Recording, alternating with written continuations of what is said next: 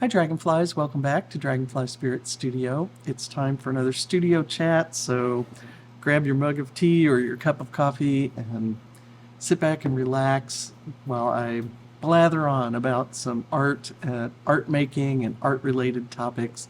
And then I invite you to share your thoughts in the comments about today's topics or whatever else art related is on your mind these days.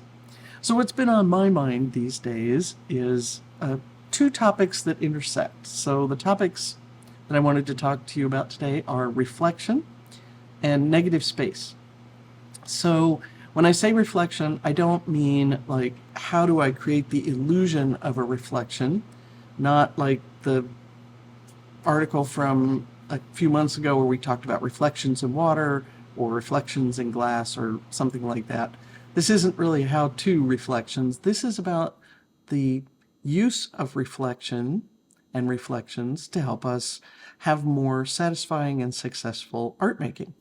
So the first part of this topic is just a very simple tip that I was taught way back at the beginning, and I forget about it, and I forget to share it. And if you're like me, you may be also learned this tip, forgot about it, and forget to use it. And if you're new to watercolor, you might not, or painting, you might not have heard this. And it's simply this. When you're working on a painting in progress, it's really easy to kind of get down in the weeds, and you've been working on this corner over here and it's not going exactly the way you want, and you're sort of focused on that and this other part that didn't turn out the way you wanted. And when you pause to kind of think about how it's going and what you still want to do, it's really hard to see the painting with fresh eyes the way someone would encounter it if they weren't just trying to worry about this thing over in the corner. And a great tool for that is to make sure it's dry first and then hold it up and look at it in a mirror.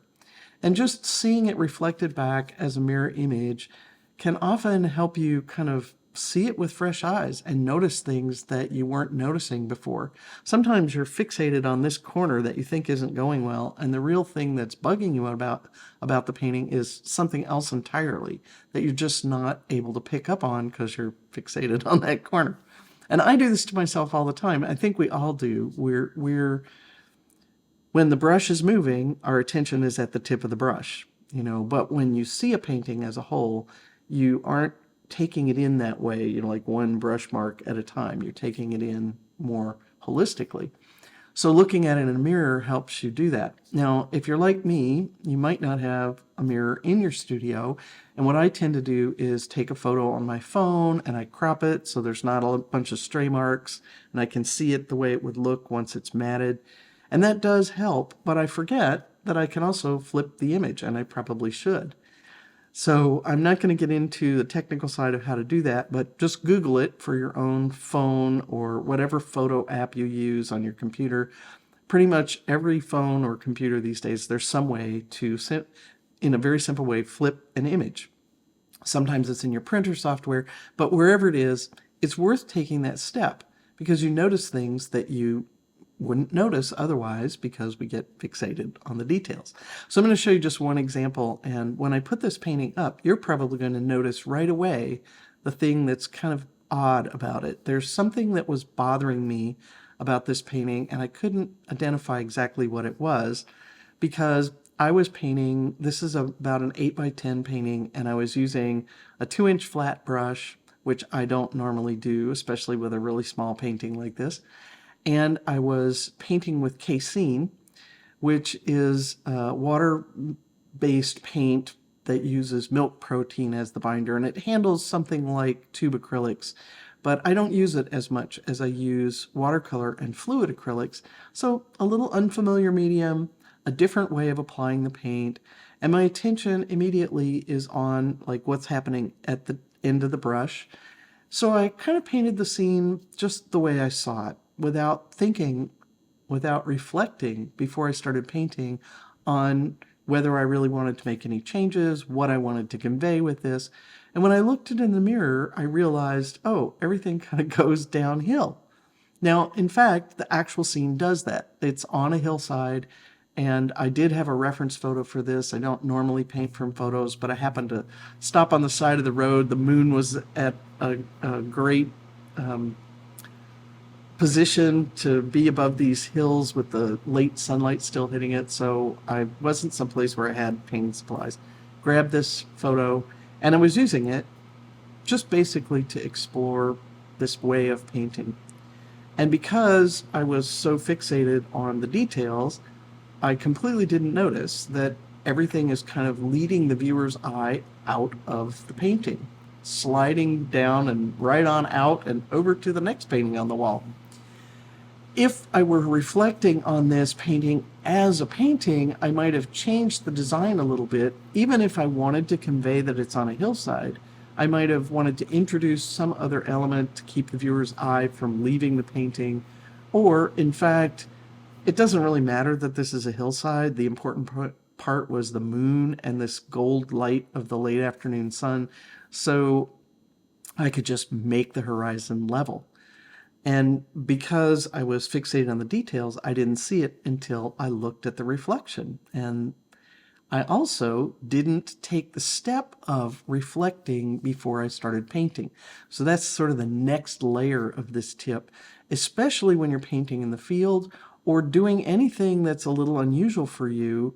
It's good to take a moment and reflect. In fact, it's good in general to take a moment before you start painting and reflect on what drew you to this scene and what do you want to reflect back about the scene to the viewer. And that includes who is the viewer.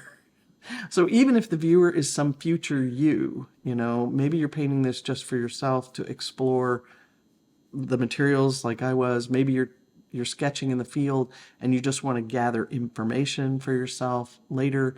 It's still worth asking yourself, well, what information? Or if I'm painting this for a particular person, I have some viewer in mind, it's going to get hung on the wall.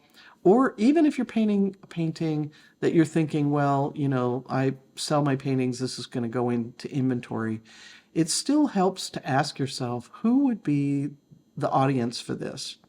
Because the tendency is to say, well, everyone. And yeah, it would be nice if everyone loved my painting, but that's not going to happen, first of all.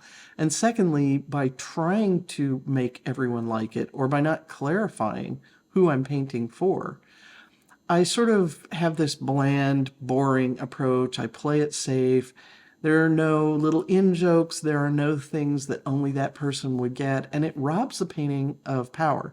The painting becomes sort of the painting equivalent of the kind of decor you see in office buildings and hotels. And, it's bland, it's boring. It doesn't offend anyone, but it doesn't really excite anyone. And that might be fine for, your hotel lobby, but it's not so great for your artwork. You want your artwork to actually have some impact. And for that to happen, you have to think a little bit about who would I like to have viewing this painting. So even if it's not, that you're painting it for this particular person, it really helps to reflect on, if I could pick an ideal viewer for this painting that I'm creating. And usually it's a real person, not a, imaginary person. Who would I love to share this scene with? And then I can think about, what would they get? And I don't have to worry about, will the viewer understand this? Because I know who the intended viewer is. So that kind of reflection can really help you create a painting that has more impact. The third layer to this reflection notion is the idea of reflecting back on where you've been over the past year or years or months or whatever time frame you want. And I find that in the fall, I really like to do this process of reflection. Something about, maybe it's the back to school thing, maybe it's something about the fall leaves and the change of seasons heading into the dark and the cold when you kind of want to sit and think anyway. But I like in the fall to take the paintings that I've done over the course of the year, or any other project I've been working on. I've actually been reflecting on all the articles and videos I've made for you this year, and sort of see where I've been, and not with the notion of assessing. We live in a culture that spends a lot of time telling us how we can improve ourselves. And there's almost this business mentality to all of life, that we've got to always be improving, we've got to be growing, we should be productive, we should blah, blah, blah, manage our time better. And I try to not get into that, at least at the start. I try to just reflect on what actually happened and how did it feel, and where were the things that I kind of forgot about that were, kind of memorable moments, like, oh yeah, there was that painting. I forgot about that, where I learned something new about painting or about the scene or what I want to convey. Or there was that period where things weren't going well. Just reflect on what happened. And then reflect on what I learned and, kind of appreciate. So reflection in an appreciative sense. I just want to savor the moment maybe before I move out of this year and into the next one and we start thinking about New Year's resolutions. I just want to take a moment to savor the good things that happened, and um, stuff that I'd forgotten that I accomplished. I sometimes do this. I very often do this, and my day-to-day mentality is, I didn't get to these 6 things that I need to do. But then when I look at the whole year's worth of paintings or projects or whatever that I've accomplished, I realize, wow, I actually got a lot more done. I was amazed to see that I actually put out 29, so far, 29 new lessons on the website, or in Substack or YouTube, all those places, kind of multiple places. But the best I've ever done in a previous year was 19, I think, and that was really grueling year that I put out that many. And 20 of those 29 are since July. So, I was kind of like, okay, well, I guess I'm not doing so bad, when I get to the end of the day and think I haven't accomplished everything I wanted to, because I still accomplished a lot. And I accomplished some things that I've been wanting to do for a long time, moving the newsletter Substack and having this more interactive format where I can actually see your comments and hear your questions and invite you to ask me questions has been enormously helpful. So it's been good for me to reflect on how that went so well. And before I start worrying about how I can improve myself or improve what I'm doing, to just kind of appreciate the good things that did happen. Even if, some years those are kind of small, the little pleasures of life, it's still good for me to take some time in the fall and reflect. If you're new to painting, it can be enormously helpful to, or really wherever you are, to spread out all the paintings you did over the course of a year and look for the themes and think about, what were you working on that you kept coming back to that you didn't even realize was a theme until you see them all laid out together. What sorts of color schemes do you keep gravitating towards? Can you use them more intentionally? All that sort of information that becomes available when you lay it all out together. So I think it's worth reflecting on that. And that leads me to the next idea, and that's negative space. So negative space is very important for design, for paintings. You've probably heard people give the advice, the eye needs someplace to rest. And it's really more than that the eye needs a place to rest. It's that if you put everything into the painting that you see in the photo or that you see in front of you, it's too much information and you dilute the impact of the things that you really want the viewer to notice. So I like to think about it the way that it's kind of like the way a 3-year-old tells you a story. They start telling the story and they have a point, but then they think of something else that they remember and they just kind of stream of consciousness, and they kind of don't have the ability at that age often to remember, oh yeah, I actually had a point to this. So they just sort of tell you every detail. And a lot of us kind of paint that way. We don't think that that's what we're doing. We don't think about what we're doing at all. We just think it's in the photo, it's in the scene, I got to put in my painting. And we might take out things that are really obviously weird, but otherwise we're just sort of putting in everything. And that means that we're telling the viewer all sorts of things that are really kind of irrelevant to what we really want to convey about the scene or reflect through our artist's eyes back to this viewer. So it's good to take a moment to think before you start painting also on what shouldn't be in this painting. What should be deliberately left out or simplified so that the important stuff shines through. And not necessarily add a lot of detail. Where can I get away with leaving things a little more vague or a little soft, or just, I paint the tree line and I only worry about the silhouette, and I let the sort of random variations in watercolor suggest a little bit of foliage. If it's far enough away, that's all I really need to convey. But we don't pause to actually ask ourselves that. We just go, well, oh gosh, how am I going to paint those trees? And we go straight to YouTube for method for painting trees.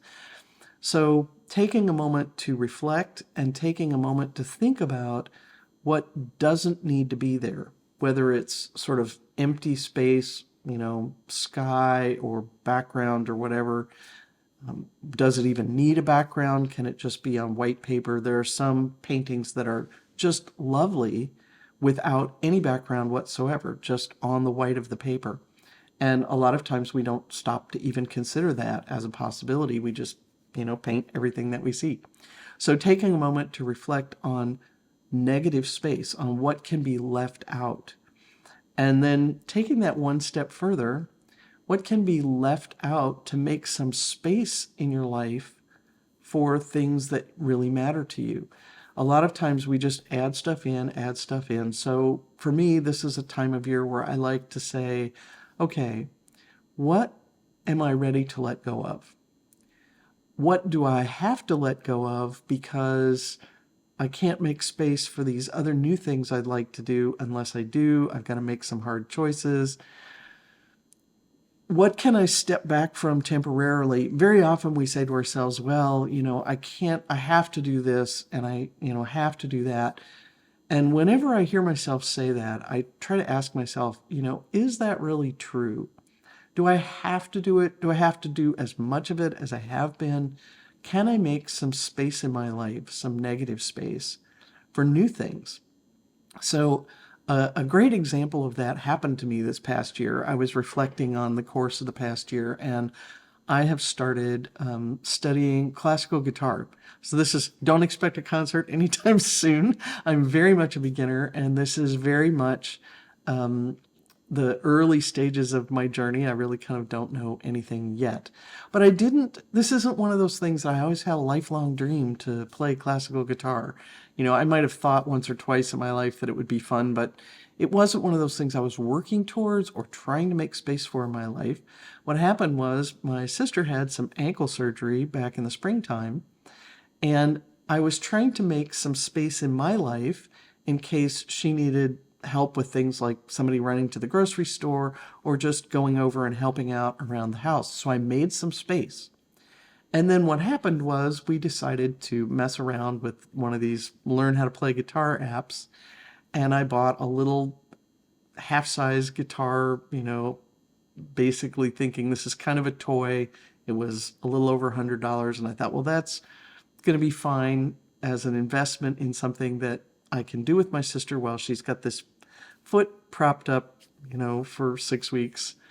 And then it turned out that she actually healed a lot faster. It didn't go the way we thought. She didn't have to be, with her foot propped up all the time for as long as we thought. She was up and about on her little scooter and didn't need as much help for me. So suddenly I had this empty space in my life and this new thing that came together, and I realized that I really, really enjoyed it. And I also realized that I was really missing making music in my life. I have music in my life, play music in the studio all the time, but it's been a long time since I've been actively making music on a regular basis. And I didn't realize how much I missed it. And I also didn't realize until I tried a couple of different teachers and finally found an online learning program where there's a really wonderful community. I didn't realize how much I missed having a community of other people who are also making music. And we don't get to, it's online, so we don't get to play together except, on Zoom. But still, it's other people making music, we're looking at the same pieces, and I didn't realize how much I was missing that. None of that would have happened if I hadn't made this space. That honestly, I made that space because I thought it was necessary. But in the fall, I like to each year think about just making some space over the winter and letting myself be a little bit bored. So, not filling it up with Netflix, not filling it up or not filling all of it up with, pastimes or ways to entertain myself, but to deliberately take something out, give myself some open space, and then see what emerges. So instead of jumping right into New Year's resolutions, what I like to do instead now, especially since New Year's resolutions, why do any of us do that anymore? It's just an opportunity to kind of beat ourselves up 6 weeks later when we're not sticking to them.